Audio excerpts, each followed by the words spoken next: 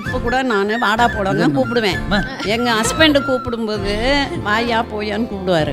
ஆனால் எனக்கு வந்து வாடா போடான்னு கூப்பிட்டாதான் நான் அம்மாங்கிற உரிமை இருக்கிற மாதிரி எனக்கு ஒரு ஃபீலிங்கு.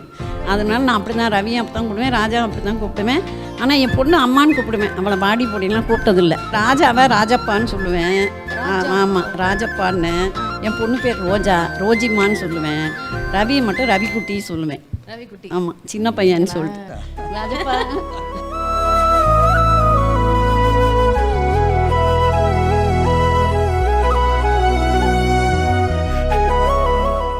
Next picture.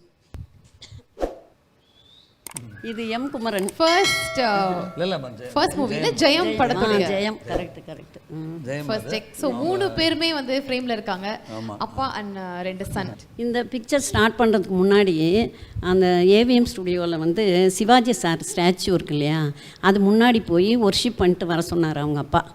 ஏன்னா அவர் ஆக்டிங், அவர் தான் அத்தாரிட்டி, அவர் முதல்ல அவர் பிளெஸ்ஸிங்ஸ் வாங்கிட்டு வாங்கன்னாங்க. அதுக்கப்புறம் தான் ஷூட்டிங்கே ஆரம்பித்தாங்க.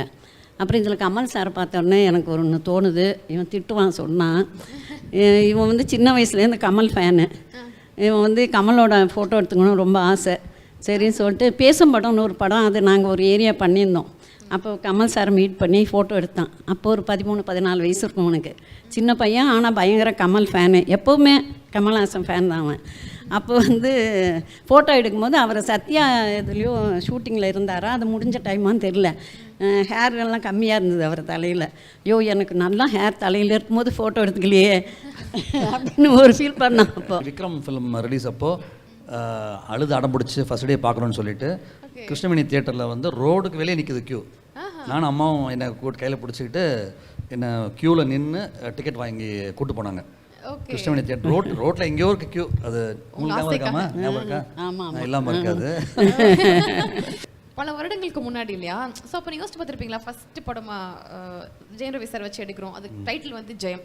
அதுவே ஒரு டேக்காக வந்து மாறி கடைசி வரைக்கும் அது அப்படியே வந்து ஒரு ஜேர்னியாக போகும் அப்படிங்கிறது எவ்வளோ பெரிய ஒரு விஷயம். அது இந்த லேடிஸ் 3 பேர் தான், அம்மா, என் தங்கச்சி, என்னுடைய ஒய்ஃப், 3 பேரும் அந்த முடிவெடுத்தாங்க. 3 பேரும் வந்து அவன் பேர் ரவி தான், அதில் மாத்திரம் வெள்ளம் வச்சுக்காதீங்க, அவனை ஜெயம் ரவின்னு சொல்லுவாங்க பாருங்க அப்படின்னு சொல்லிட்டு 3 பேரும் ஒன்றா சொன்னாங்க, ஒரு முடிவெடுத்து வந்தாங்க.